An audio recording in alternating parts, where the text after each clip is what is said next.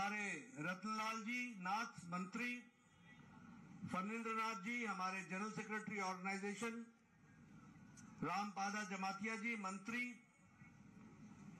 सुश्री संताना चकमा जी, Ram Prasad Paul जी, परमजीत जी, भगवान दास जी, सुशांता चौधरी जी, मनोज कांति देव जी, विकास देरबर्मा जी, हमारे अतुल देरबर्मा जी, प्रमोद रियांग जी, परिमल देवबर्मा जी, शंभूलाल चकमा जी, वीरेंद्र किशोर जी, बुरबा मोहन देव त्रिपुरा जी, DC हरांग ख्वाल जी, सम्मानित मंच, और यहाँ इतनी गर्मी में, इतनी धूप में, इतनी दूर दूर से आए हुए हमारे सभी देवियों और सज्जनों, मेरे नौजवान साथियों, मीडिया के मेरे साथी, प्रिंट मीडिया और इलेक्ट्रॉनिक मीडिया के मेरे साथी,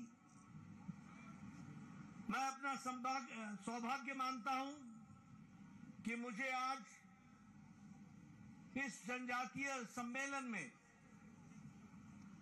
इस जनसभा में आप सब लोगों के साथ मिलने का, दर्शन करने का सौभाग्य मिला है। सबसे पहले तो मैं त्रिपुरा सुंदरी मां,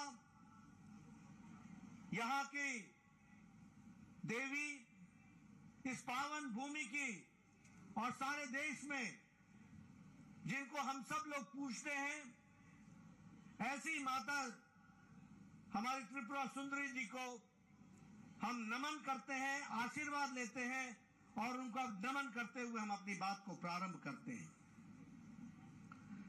जब मैं यहां आया हूं तो इस वीर भूमि को, इस पवित्र भूमि को, जहां महाराजा वीर विक्रम किशोर माणिक्य जी, जो बहादुर जी, जो यहाँ के राजा रहे, उसी तरीके से फणी भूषण जी हमारे स्वतंत्रता सेनानी, शांति भूषण जी हमारे स्वतंत्रता सेनानी, जिन्होंने त्रिपुरा की और देश की रक्षा के लिए अपने आप को, अपना अस्तित्व समाप्त करके ये लड़ाई लड़ी, ऐसे लोगों को, ऐसे वीर लोगों को मैं नमन करता हूं और उनसे आशीर्वाद प्राप्त करता हूं। मैं यहां सभी जनजाति नेताओं का भी आदर समेत उनको भी मैं नमन करता हूं। यह त्रिपुरा की भूमि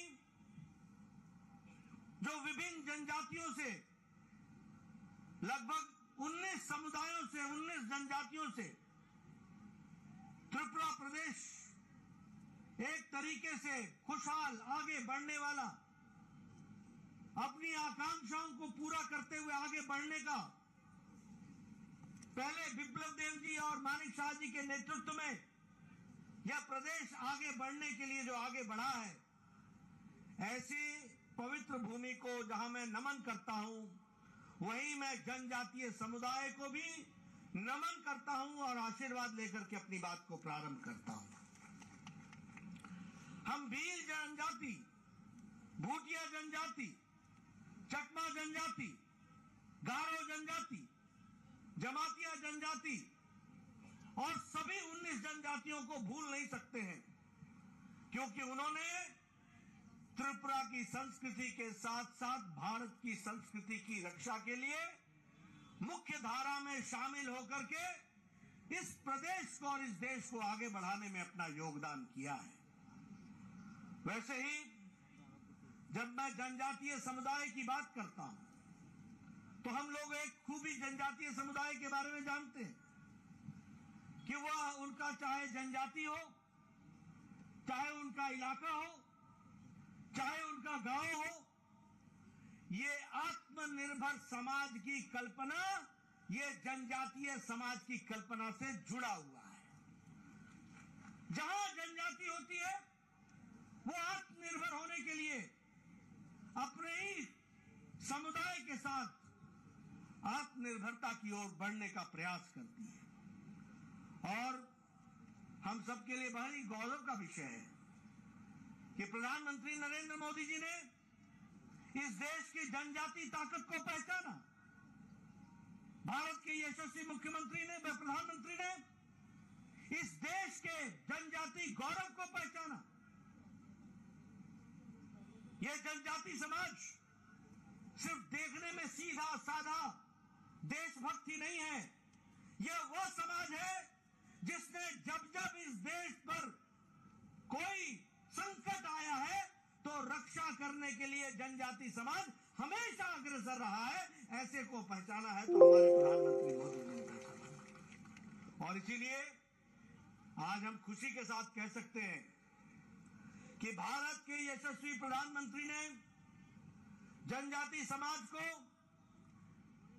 अमृतकाल के अवसर में 75 साल की आजादी के पश्चात भारत के सर्वोच्च पद पर अगर किसी को बैठाने का काम किया है तो वो जनजाति महिला आदरणीय श्रीमती द्रौपदी मुर्मू को वहां पर सुशोभित किया।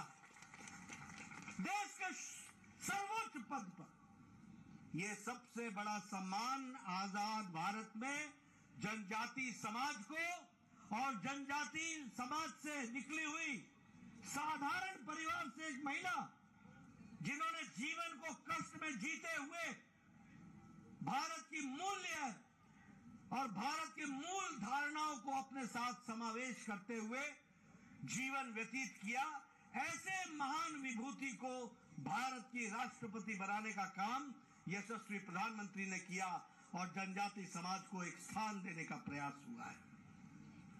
उसी तरीके से मैं जब जनजाति समुदाय के साथियों से मिल रहा हूं तो मैं ये गौरव के साथ कह सकता हूं कि पहली बार भारत सरकार में इतना ज्यादा प्रतिनिधित्व सरकार में जनजाति समाज को दिया तो नरेंद्र मोदी जी ने दिया। आज एनडीए की सरकार में 8 ट्राइबल मिनिस्टर हैं और त्रिपुरा में 5 मंत्री ट्राइबल हैं और वह जनजाति समाज को रिप्रेजेंट करते हैं। ये आपको मैं इसलिए बता रहा हूं क्योंकि हमने जनजाति समाज को भारत की मुख्य धारा का पार्ट माना, अंश माना। और इसके साथ साथ मैं ये भी बोलना चाहता हूं कि भारत रत्न अटल बिहारी वाजपेयी थे, किसी ने सुध नहीं ली जनजातियों की, किसी ने इनकी चिंता नहीं की। अगर ट्राइबल मिनिस्ट्री, अगर जनजाति मंत्रालय जनजाति भाइयों के विकास के लिए किसी ने भी स्थापित किया तो वो भारत के भारत रत्न अटल बिहारी वाजपेयी जी प्रधानमंत्री थे जिन्होंने इसकी चिंता की। और आज हमारे जनजाति क्षेत्र से संबंध रखने वाले आपकी तरह जमीन से निकले हुए अर्जुन मुंडा जी आज वो भी मंत्री के रूप में हम सब लोगों को जीवन में जनजाति समुदाय की चिंता कर रहे हैं। आज राष्ट्रीय tribal institute, national institute for tribals, इसकी स्थापना 75 साल बाद हुई है। यानी 75 साल में किसी सरकार को यह नहीं लगा कि नेशनल ट्राइबल इंस्टीट्यूट खुलना चाहिए। ये खोलने का काम भी किया तो वह मोदी जी ने किया और अमित शाह ने उसका उद्घाटन करके वह भी समर्पित किया है। यह भी हमको ध्यान रखना चाहिए। अगर मैं बात करूं, आज दिन तक जनजाति गौरव दिवस ही नहीं मनाया जाता था। जनजाति गौरव दिवस के बारे में कोई चिंता ही नहीं करता था। पिछले साल भारत के यशस्वी प्रधानमंत्री ने हमारे यहां 15 नवंबर को भगवान बिरसा मुंडा के जन्मदिन को वह जनजाति गौरव दिवस के रूप में मनाने का निर्णय लिया और जनजाति समुदाय को गौरव प्रदान करने का मौका दिया। तो इस सरकार ने किया, यह भी हमको ध्यान में रखना चाहिए। आज जब मैं यहां आया हूं तो मुझे यह घोषणा करते हुए भी अच्छा लगता है कि भारत सरकार ने arm forces special protection act लगभग 40-66% लोगों के स्थान से उसको हटा दिया है और आपको मुख्य धारा में जीने का एक मौका मिल रहा है। उसी तरीके से 27 सेंटर ट्राइबल रिसर्च सेंटर के खोले गए, जिसमें से 50% सेंटर ऑफ एक्सीलेंस है, वो विकास की कहानी कहते हैं। उसी तरीके से अगर हम देखें तो आज जनजाति भाइयों पर जो सीपीएम की सरकार में वायलेंस होता था, वह विप्लव देव की पूर्व सरकार में और माणिक शाह जी के नेतृत्व में अब समाप्त हो गया है। अब आप शांति से जी सकते हैं, इस तरीके की व्यवस्था की गई है।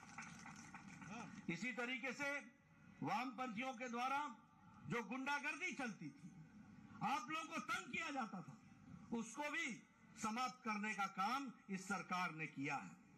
उसी तरीके से एकलव्य स्कूल, जिसमें 270 करोड़ रुपए यूपीए की सरकार खर्च करती थी, आज 1400 करोड़ रुपए भारत सरकार खर्च कर रही है और एकलव्य स्कूल को आगे बढ़ा रही है। ट्राइबल स्टूडेंट पर एक एक्सपेंडिचर जहां 11,000 करोड़ रुपए था, मैं पत्रकार मित्रों से कहूंगा कि नोट कर लें, आज उन पर 42,000 करोड़ रुपए खर्च हो रहा है।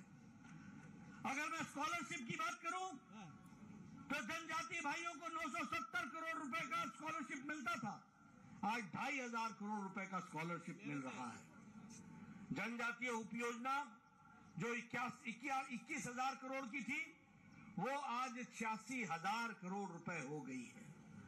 जल जीवन मिशन में अगर 6.5 करोड़ लोगों को पानी दिया जा रहा है, तो 1 करोड़ 20 लाख जनजाति लोग हैं जिनको पानी जल का व्यवस्था की जा रही है। यह भी हमको ध्यान रखना चाहिए। आयुष्मान भारत में जहां 11 करोड़ परिवार को स्वास्थ्य की सुविधा मिल रही है, तो उसी 11 करोड़ में 50 लाख परिवार आदिवासी भाई हैं। यह भी हमको ध्यान रखना है। प्रधानमंत्री आवास योजना में अगर 1 करोड़ 70 लाख आवास आते हैं त्रिपुरा में, तो उसमें से 40 लाख आवास यहां पर हम जनजाति भाइयों को दे रहे हैं। किसान सम्मान निधि में अगर 11 करोड़ रुपए दिए जाते हैं, तो उस 11 करोड़ रुपए में 3 करोड़ लोग किसान सम्मान निधि में, किसान जो है वो आदिवासी है देश भर में। यह भी हमको ध्यान में रखना है। मित्रों, जल, जंगल, जमीन, स्वास्थ्य, शिक्षा, परंपरा, इसकी चिंता अगर किसी ने की है तो वह मोदी जी की सरकार ने की है। आज जनजाति के गौरव को बचाने के लिए जो जनजाति लोगों ने देश के लिए अपना योगदान किया है, उसको एक तरीके से म्यूजियम के रूप में स्थापित करने का काम किया है। काशी गारो आंदोलन, बीजू आंदोलन, कौल आंदोलन, मणिपुर आंदोलन, दुर्गावती आंदोलन और रानी कमलावती का जो सैक्रिफाइस था, उनका जो योगदान था, इस पर म्यूजियम बना करके इसको भी काम में लाने का काम किया, तो वो हमारी सरकार ने किया है। मित्रों, अगर हम सीपीएम की सरकार की बात करें तो उन्होंने 25 साल में जनजातियों को हमेशा उपेक्षा की दृष्टि से देखा और ये महाराजा वीर विक्रम किशोर माणिक्य जी, बहादुर जी, इनके बारे में भी अगर कोई नेशनल एयरपोर्ट बना करके उनको इज्जत देने का काम किया, तो वो भी प्रधानमंत्री मोदी जी ने किया है। ये भी हमको याद रखना चाहिए। और 450 करोड़ रुपए खर्च करके नेशनल एयरपोर्ट बनाया गया है। उसी तरीके से अगर हम देखें तो चाहे वो थंगा डारलोंग हो, चाहे वो बेनीचंद जमातिया जी हो, चाहे वो बॉल म्यूजिक हो और फिर चाहे वो बांसुरी हो, पद्म श्री दे करके जनजाति भाई को मुख्य धारा में काम करने का काम किया, तो प्रधानमंत्री मोदी जी ने किया है। इसलिए मित्रों, मैं एक लंबी गाथा आपके सामने रख सकता हूं। जनजाति का विकास का नाम है तो उसका दूसरा नाम भारतीय जनता पार्टी है। जनजातियों के विकास का अगर दूसरा नाम है तो वो भारत के यशस्वी प्रधानमंत्री नरेंद्र मोदी है। इस बात को हमको समझना चाहिए। आप बताइए, आपके इलाके में सीपीएम के दौरान वायलेंस होता था कि नहीं होता था? अत्याचार होता था कि नहीं होता था? बताइए, अत्याचार होता था कि नहीं होता था? कानून व्यवस्था को धत्ता दिखाया जाता था कि नहीं दिखाया जाता था? आज आपको शांति से जीने का अधिकार मिला कि नहीं मिला? आप बताइए, विप्लव देव ने आपका विकास किया कि नहीं किया? आप बताइए, माणिक साहब का विकास कर रहे हैं कि नहीं कर रहे हैं? ये मैं इसलिए आपसे पूछ रहा हूं कि एक सरकार थी जिसने अंधेरगर्दी मचाई, एक सरकार थी जिसने आपको लूटा, एक सरकार थी जिसने आपकी चिंता नहीं की, और एक सरकार है जो आपकी चिंता के लिए दिन रात मेहनत कर रही है। और इसलिए मित्रों, जब मैं इस जनसभा को संबोधित कर रहा हूं तो भारत को 19 की 19 जनजाति भाई और बहनों को मैं भारतीय जनता पार्टी की तरफ से यह संदेश देना चाहता हूं कि आप ये समझ लीजिए कि जनजाति का विकास का पर्यायवाची है तो वो भारतीय जनता पार्टी है। अगर विकास को मूर्त रूप देने वाला डबल इंजन की सरकार का नेतृत्व करने वाले नेतृत्व है तो वो यशस्वी प्रधानमंत्री नरेंद्र मोदी है। और उसी तरीके से यहां पर आपको डबल इंजन सरकार की प्रसाद को आप तक पहुंचाने का काम अगर कोई कर रहा है तो मानिक शाह, राजीव भट्टाचार्य, जिष्णुदेव, विप्लव देव और ये तमाम मंच पर बैठे हुए लोग आप तक उसको पहुंचाने का काम कर रहे हैं। इस बात को भी हमको ध्यान में रखना चाहिए। इसलिए इस धूप में आपका ज्यादा समय न लेता हुआ, मैं समझ सकता हूं कि आप कितने कष्ट में हैं।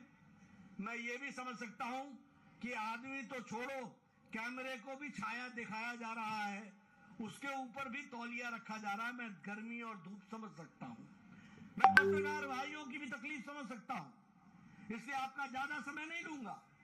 लेकिन यह निवेदन करने जरूर आया हूं कि भारतीय जनता पार्टी सही मायने में आपकी चिंता करने वाली पार्टी है।